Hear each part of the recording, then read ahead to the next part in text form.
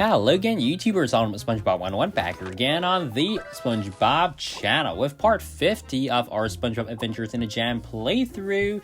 So we have our Valentine's pass here, and I am recording this voiceover in early March. So, yep, a pretty big delay, but nonetheless, we've got the Cupid's ticket and a Valentine's ticket. Spoiler alert, I did not finish the pass. Well, that's pretty unsurprising at this point, because I've just been busy with work and real life stuff.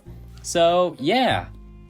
I hope to get out part 51 as well, and part 52 within this week, because I just want to clear the backlog of stuff, because I recently started playing this a little bit more often, when I have a snippet of free time on the train or the bus or something like that.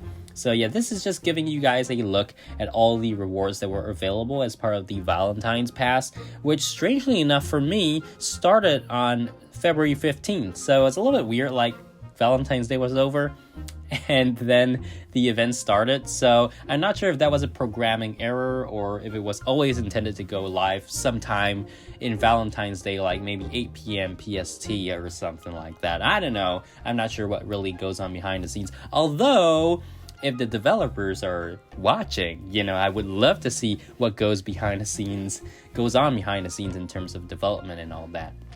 But yeah, so that's totally different from what we're supposed to be doing here. Although that would make a pretty good video, I would say. So let's clear off these wires here, and we have some dialogue approaching. Hey Squidward, we found this scepter thingy. That is another artifact from the Shrine of the Sublime Cephalopod. You really need an abbreviation for that thing.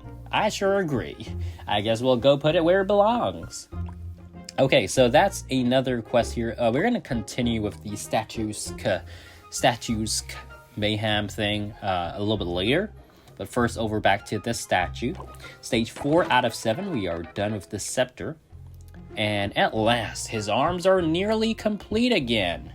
Fantastic. It looks like we're just missing 2 more artifacts. Wait, but there's like 7 steps, so Squidward, you have to tell us what this thing does. Maybe it will grant us special powers, huh? Or give us 3 wishes. Stop. It's secret knowledge, not meant for outsiders. Hey, by this point, we're definitely not outsiders. In fact, this club wouldn't be even here if we were not here, right? You don't know, do you? Good one. Let's just go find the Mirror of All-Knowing. How do you even pronounce that? He doesn't know. Yeah, that's a great follow-up. Nope. Okay, so we got the cephalopod guy. Lodge leader, stop faffing about, boys. I need you to find the Mirror of All-Knowing. I have no idea what that is. It's his hat, SpongeBob. His very important Lodge Leader hat. Okay, so that little cephalopod lodge thingy, it kind of looks like a shovel. Say no more. 1 Mirror of All-Knowing coming up. Okay, so that was pretty simple. Priceless project quest complete. And our next quest is the Statues Mayhem. How do you even pronounce that? But again, props to the creativity of, well, the quest names, right? So, yeah, alrighty. So let's head over here. I totally forgot what we were supposed to do, but anyways, let's just clear the grape trees. I think I do need some seeds to make the punch or something. So let's quickly do that. Plant some grape seeds over here. It's such a bummer we can't bring these back over to Bikini Bottom. Frankly speaking, like, we should be able to unlock different things in the various worlds, even if we are not allowed to go back to them, and still go back to Bikini Bottom and plant them again for some purpose or another. So yeah, statues of the lodge members. And we have some random platform. Okay, Whelp Punch. Let's go get that again. So yeah, that's why we had to go get the grapes in the first place, because they're the base ingredient for the Whelp Punch.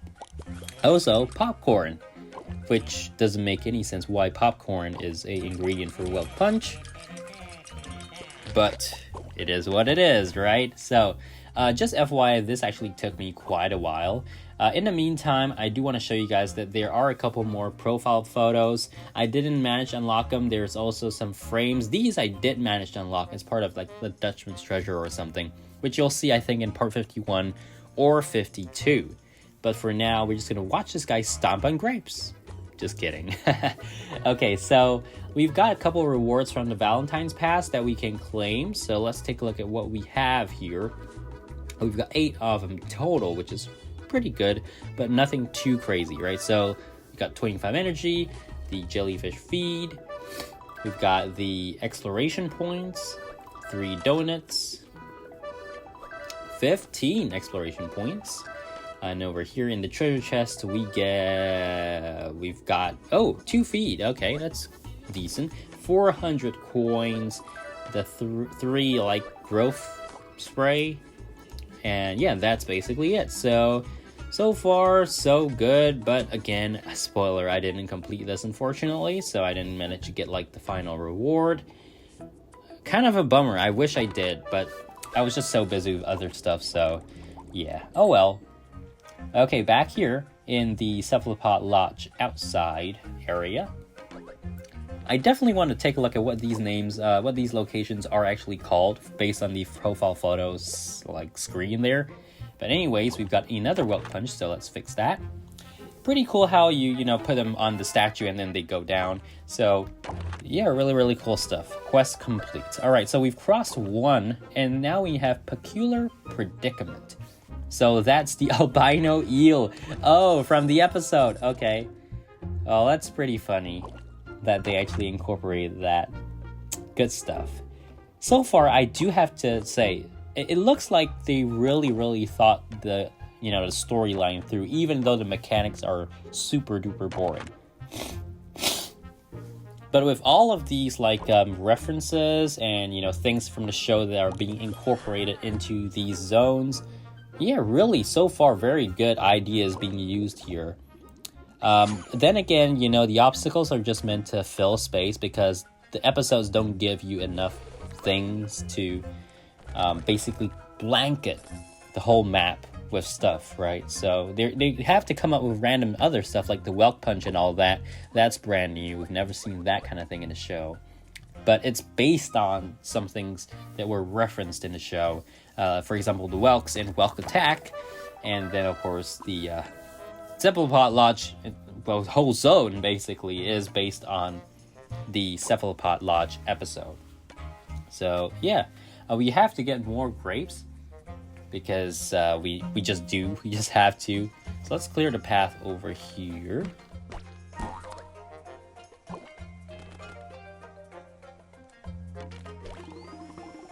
Okay, and we are out of energy. Day 10, daily reward.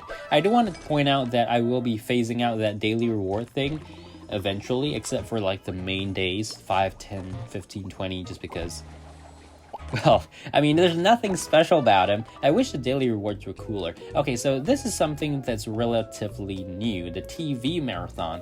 And what you can do here is you can watch ads, and then get rewards. Now, the rewards aren't very amazing, frankly, because of the number of ads you have to watch.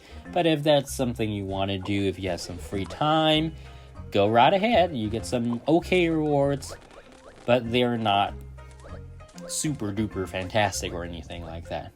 Good to see that they are still including new features as the game goes on. So yeah.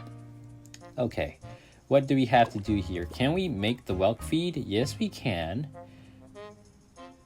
I just want to check what exactly are we supposed to get here. So, yeah, Whelk Incense. And the Whelk Incense, I keep forgetting what the Whelk Incense actually requires. So you need the punch, and you need the Whelk juice, I think. So, yeah, the Whelk juice you got to get from the Whelks over in the farm or the barn or whatever you can call it.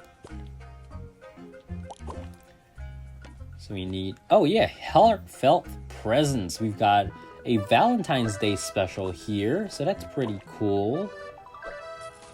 The love pack, true love pack, excuse me.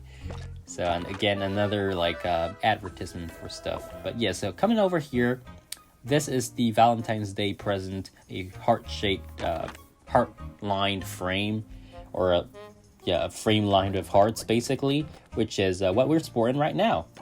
In terms of the Whelk punch, or Welk juice, excuse me. We're gonna have to put some Welk feed on the ground. We've got another Welk punch, and we need the popcorn. Okay, so another daily reward out of the way. Patrick, remember the last Valentine's Day when I gave out all those Valentines at the Valentine's Day Carnival? Oh yeah, you had that huge heart-shaped balloon for me, SpongeBob. Do you think we'll get more Valentines this year? I hope so, Patrick. Valentine's Day is all about sharing love and friendship. Okay, it would be so cool if we found secret Valentines hidden around Bikini Bottom. Let's go on a Valentine hunt, Patrick. Maybe our friends have left some special surprises for us. This is gonna be even better than last year. Valentine's Day adventure, here we come. All right. Our Welk juice is ready. I think it's called Welk juice. I still don't really know what it's called. But yeah, so we can use that to make some Welk punch.